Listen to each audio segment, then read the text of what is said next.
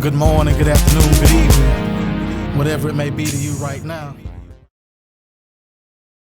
Scoopets podcast, Online Coffee with Educators. My name is Krishna Barot, and it is my great honor to welcome Ms. Toyin to our podcast today. Ms. Toyin is currently working as the African Head of Recruitment at Education Influence, and her experiences surpass her years.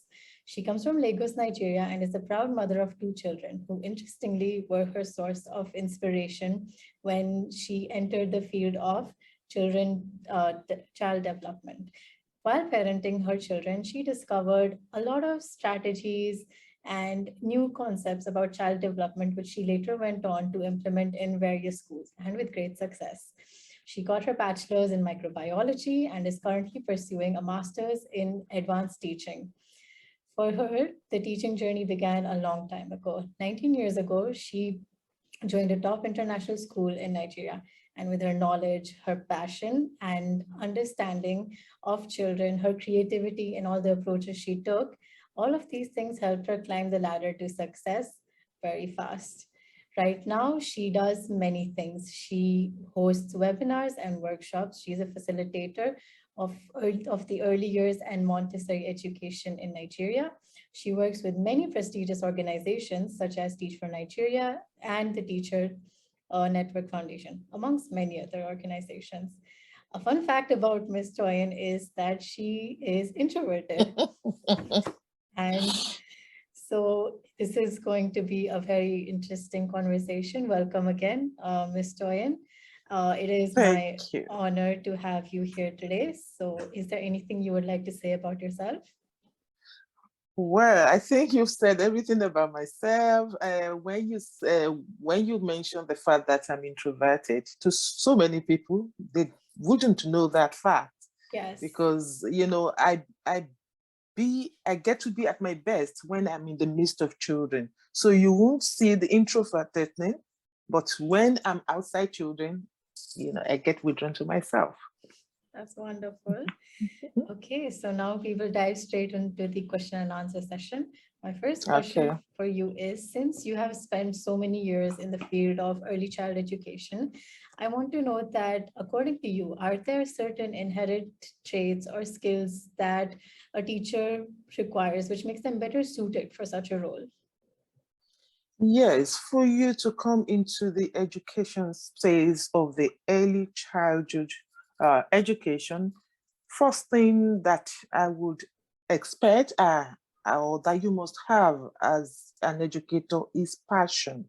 Yes. Passion and love for children. Yes. Because if you don't love children, there's no way you'll be able to cope with their excesses. Children are very active. They're at that point that that part of the brain for reasoning is not well developed. So you would have to do a lot of thinking, a lot of keen observation of them and their activities. So that passion must be really great for you to work with young children.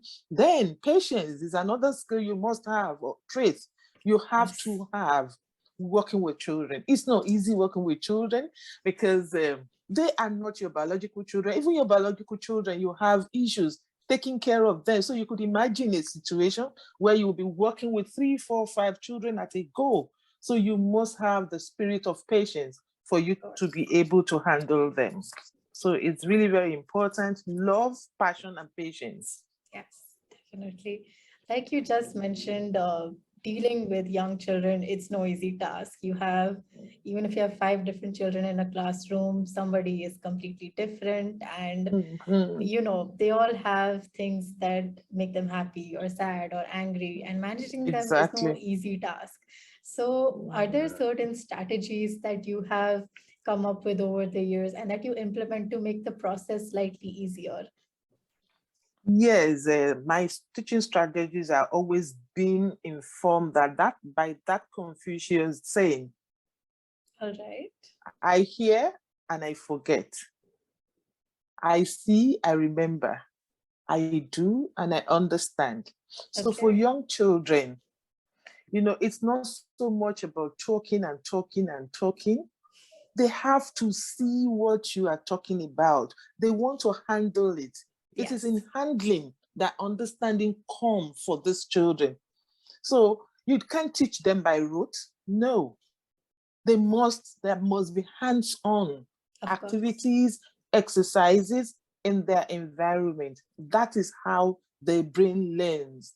Yes. So experiential learning is my strategy with these young children, and ensuring that the environment is prepared. When I say it's prepared, like you said earlier, we have children with different abilities in our classroom environment, and you must know your children, each and every one of them. You must know their uniqueness and prepare the environment to meet their needs, their developmental needs at any point in time. So it's really very important that we approach everything about young children from experiential learning, hands-on activities, not rote learning. That is how we can capture them. Yes, that's very true. I completely agree with you. Now moving on to my next question. Ms. Toyin, as we grow up and we become adults, we learn to channel our emotions. Even, for example, even if one is feeling really angry on a certain day, they keep it in, they know that they have a commitment and they push it aside. But for young children, it's not like that. Young children are so emotional. If they're angry, they will show it at full force. If they're happy or sad, they will not hold back like we do as we grow up. So are there, any such strategies that are taught to these children to channel those sort of emotions so that it doesn't affect them or the teacher that much? Right. Now because of the pandemic, a lot of attention is being laid on emotional awareness of everyone, Yes. including the children.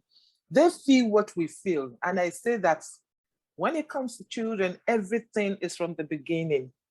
Babies should grow in an environment where there are adults that are always tending to their emotional needs. So when they grow up in an environment where the emotions are not neglected, they grow up holistically. Everyone working with children must understand this concept that I call serve and return. And according to the Harvard University Center on Developing Child, serve and return, they say, is about responsive interactions between children and the people who care for them, and how those interactions help them grow and reach their full potential. So a child that needs something, that wants attention, and there's an adult in the environment that is always responding positively to that child, the child will be in control of can manage his emotions better, as against the child whose emotions are always being neglected. At a point in time, that baby or the child will lose trust in all the adults around him. So that is why it's really very important. The concept of serve and return must be understood by everyone working with children, so that we are building their emotions up. We are strengthening it. We are not killing it. We are not, making them feel as if they're not important in our environment, because they feel what we feel. Yes. No neglect of the children's emotions right from the beginning. Yes, definitely. That's actually a very important thing. And you just mentioned about how the pandemic forced the entire world to look closely into the emotions of everybody, including children. So, as we all know, the pandemic it profoundly changed how the education system and schools function. So, I wanted to ask you, what is the importance of classroom management and how was it implemented in the pandemic scenario, especially for early child years education? Yeah, when we're looking at the classroom management as a tool, as a skill for teachers to have, it's all about setting the children on routines. Yes. There's this thing about young children. Once the environment is orderly, you as the adult, the teacher, the educator, or caregiver could stay back and see them function well in that environment. But when the environment is so disorganized, they don't know what to do at any point in time, they are forever dependent on you. and that is not good for their development. So classroom management is all about setting the children on routine, which is what happens a lot in schools. But in the home environment is different. So when the pandemic struck, there was a great issues with managing the children, looking at classroom environment. So I would take back to the home environment. Most schools would reach out to the parents at home and we're telling them what to do. You need to create a corner in the home environment where your child will get to and assume that he or she is ready to learn. All right. You have to do things in such a way and carry the child along. If you want to rearrange your environment, the child must be aware. So that this morning, I've always been putting my shoes by the door, but all of a sudden I woke up and the shoes are behind the door and the child was not aware. It kind of changes their orientation because an orderly environment will bring about inner orderliness. And that is what children need to learn. So the classroom environment, a bit of it was a bit of an issue when the pandemic struck. But little by little, we're able to get back on track and everyone knows what to do now. Yes. Thank you. Definitely. So like you said that not only is a teacher and, an in-class sort of scenario responsible for helping a child grow, it's also about their home environment. There's this ancient proverb, if I'm not wrong, it's from Africa, that, it takes a village to raise a child. Exactly. Yes. So I wanted to ask, since it does take a village to raise a child, when a child is in their preschool or kindergarten or even in their early years, is it only the responsibility of a teacher to nurture them, help them grow and teach them? Are there roles for the school aides, the staff, the canteen lady, the bus driver, the janitor, the teaching assistant? Do all of these people play a pivotal role in helping the children grow? Oh yes. And that is what Lev Vygotsky refers to as a more knowledgeable author. Any adult in a child's environment is expected to be more knowledgeable than that child. So it is expected that if taking the school environment, for instance, every adult working in a school environment of a child should be taken through the safeguarding and the child protection training. They must have those basic information so that if anything happens, they know the process to follow. So they are not just waiting and just looking and the child is helpless, they don't know what to do. So all these aides working with children must have this basic knowledge. And for a school, there must be processes and procedures on how they handle these children, how they report issues to parents. It's not only the school environment is not only about the teachers. Every other support staff must constantly be taken through trainings on processes, on procedures, on safeguarding and child protection policy, so that these children, for whatever reasons, maybe the teacher is not available at that second, any other staff available must be able to do something to support that child. So it's really very important. Training and development is very important for the support staff too. Definitely. It really is. So the next question I will ask you might take you down memory lane a bit. As we all know, the formative years of a child are of extreme importance. Could you please share 2 stories, anecdotes, or incidents where, number one, where interacting with a child or a classroom, it left a deep impact on you, which has stayed with you today? And number 2, a moment in which you did something which you consider as one of your biggest contributions to your field today? Okay, right. I'll pick up the first question. The experience has really stuck with me till today, and it has given me, it's like a tool I use since that experience. I once had this child in my class, a young, lovely boy. So he was finding it difficult to learn. He was a slow learner, and from assessment, he's a bit autistic. So he's on that spectrum. All right. But I tried everything I could for him to learn. But he wasn't just learning. He just wanted to come to school and play all day long. Oh, I was bothered because from inception, I always know that the measure of a good teacher is how far he or she is able to take the slowest child in his or her class at the beginning of the session to till the end of the session. How far are you able to support this child to grow and achieve the goals set for that class? yes. So this boy was my nightmare, so to say. I think about him every now and then, how I could be of support to this child. One particular weekend, I was just thinking about him, and it struck me that why don't you approach his learning from his point of interest? All So right. for the following week, I was studying him, even though I knew a lot about him before then.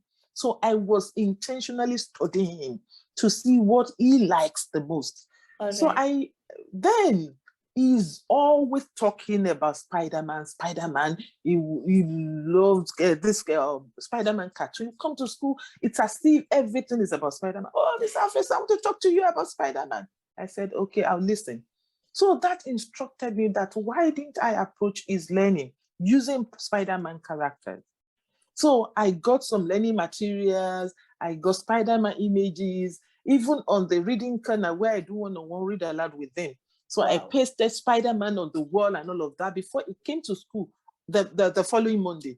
He got to class and he saw Spider-Man. He went irate. It was just jumping all over the place. Spider-Man in my class, Spider-Man in my class. So Oh I my called God. him. I said, do you like our reading corner? He said, yes. I said, let's go over and read. For the first time, he sat with me for almost 5 minutes because he's so hyperactive. And he was late because he could see his favorite character around him. Yes. So we were able to read. I thought it was, maybe that was just a coincidence. So the second period, I called him.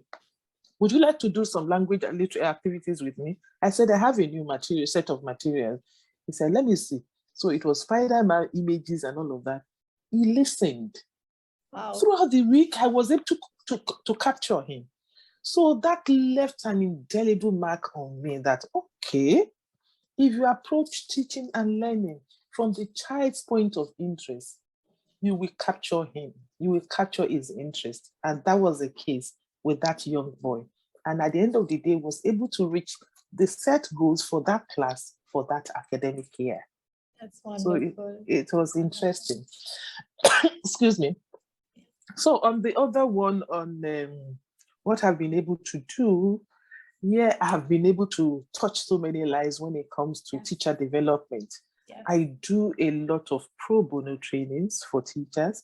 All Once right. I notice that there is limitation somewhere, there's lack of knowledge, or when I'm called upon, could you help here or there? I'm ready, even without any form of remuneration or whatever. I just want to pour myself onto other people because I know I cannot reach every child. Mm-hmm. So if I, replicate myself in other teachers, they're able to touch those children Yes. faster and maybe better.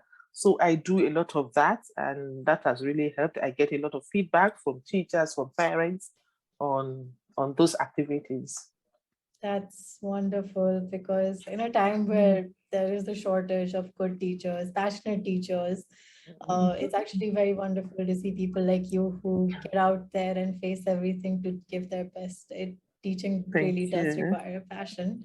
So, like we talked about in the beginning, there's a certain cut for teachers who wish to, for educators who wish to teach in the early child development. I wanted to ask, what is your hiring process when you're looking for such candidates? And if you had to give, a few pieces of advice to educators who are aspiring to be in this field, what would that be? Okay, when I'm looking for teachers for the early years classrooms, like I said at the beginning, I look for those teachers or those set of people that are passionate about working with children. Now, at the interview session, I paint classroom scenarios that could irritate anyone. So, and I see the reaction because That is really very paramount for me. Maybe for instance, okay, you are in the classroom environment, it is lunchtime, you are eating on the table with the children, and a child on the table just, kind of vomit on your plate and all of that.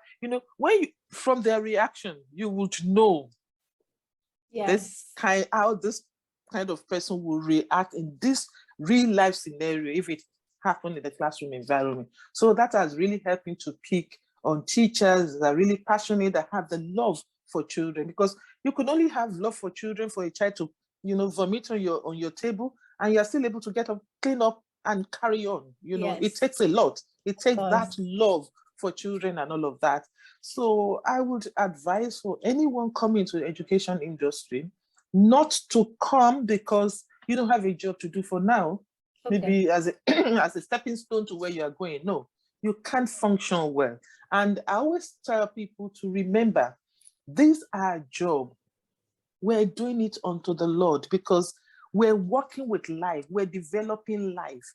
So if you get into the classroom environment and you are mismanaging these children, then you have someone to report back to at the end of the day. If no one is seeing you, God is seeing you. So you must have the passion for the job. It is a professional assignment. And so you have to be spiritually, in quote, ready to take up the assignment, because it's not easy. And another thing you must have is keen observational skills. Yes, definitely. You must be highly observational, because you have 2 eyes and you have maybe 10, 15 children in your class, even though you have some other support, but then your eyes must be roaming the classroom every second. So you must have that keen observational skills, and communication skills is very important, because apart from working with the children, you are working with other adults in the environment and the parents. And lastly, your emotional intelligence must be up there, because you will get pissed off by even your employer, by parents, even by the children. So you must have your emotional skills intact. Very important. Yes. I'm sure that this advice will be very useful for people who want to work in this field. And as we come to our last question, Ms. Toyin, you have been in this field for 19 long years. You are a leader of sorts in what you do. So as a leader, as a change maker, are there certain changes that you would like to see or implement in the early years education system? Yeah, a lot of changes. Okay. I would want a situation that a lot more attention is being paid to the early years education by the government of this world. All right. Because that is the foundation. Once we get it right at that level, then learning will be easy peasy for these children in elementary school, high school, and so on and so forth. So it's really very important that our government, they pay a lot more attention. They disburse, higher budget allocations to early childhood education. And like Senator Ed McKay put it succinctly, he says that although children are only 24% of the population, they are 100% of our future. Yes. And Maria Montessori said something like that, children are the makers of men. So, and I continue to wonder, why are we not paying, that 100% attention to early childhood education? And again, what I would want to happen is to create a lot more awareness for our parents. All right. Would-be parents and parents of young children between the ages of 0 to 3. You realize one thing, that those children don't get to school until about 2-3 years old. But a lot of things would have happened between the ages of 0 and 2. Yes. And most parents are not aware. Yes. They are not intentional parents. So they are not developing these babies even before they get to school. There are some skills that are expected of children to have before they get to school. And that is why it is said that children become readers on the lap of their mothers. Yes. So parents should be brought into the education space by creating awareness, telling them the developmental stages, all they need to do for these children to support them to grow holistically, so that by the time they are getting to school, they are ready for teaching and learning to happen. Yes. Okay, that is actually very incisive, and you are right. It is the young children who are the future of country, cities, the world. So a lot of attention does need to be focused on their early years. So now we come to an end of the interview. I must say it has been a very inspiring and very interesting conversation with you. You clearly are a change maker, and your passion for young children is unparalleled. And I have seen many great teachers like you personally when I was in school. And such people, I'm sure that you have many children who remember you as they grow up also, because that is the sort of influence you had on them. So thank you so much for giving You're welcome. for giving your time, for giving your knowledge and experiences for this podcast. I'm sure viewers will love it. And yes, is there anything you would like to say, a concluding remark? In conclusion, I would love to speak for the early years educators. Yes. That a lot more attention should be given to them. A lot more training opportunities should be open to them. And even when you're talking about the remuneration, they do a lot of hard work. Of course. They do a lot of hard work. Yes. And this remuneration should be looked into. Once they are being paid well, they will be encouraged to do a lot more. So that is my take. And I implore everybody working with young children. Yeah, it's like the future of the world is in your hands. Yes. So how do you want it to go? Where do you want it to be? So the rest, a lot is on our hands. Yes. So we have to do everything that it would take for every child to learn in our classrooms. Definitely. Thank you. Yes. Thank you. And thank you. Thank you so much for your time. And to all our viewers, thank you so much for watching this wonderful episode. Please stay tuned for more episodes of Scoopeds podcast. Thank you very much, Ms. Toyin. You're welcome. Thank you so much for a good time with you. Thank you.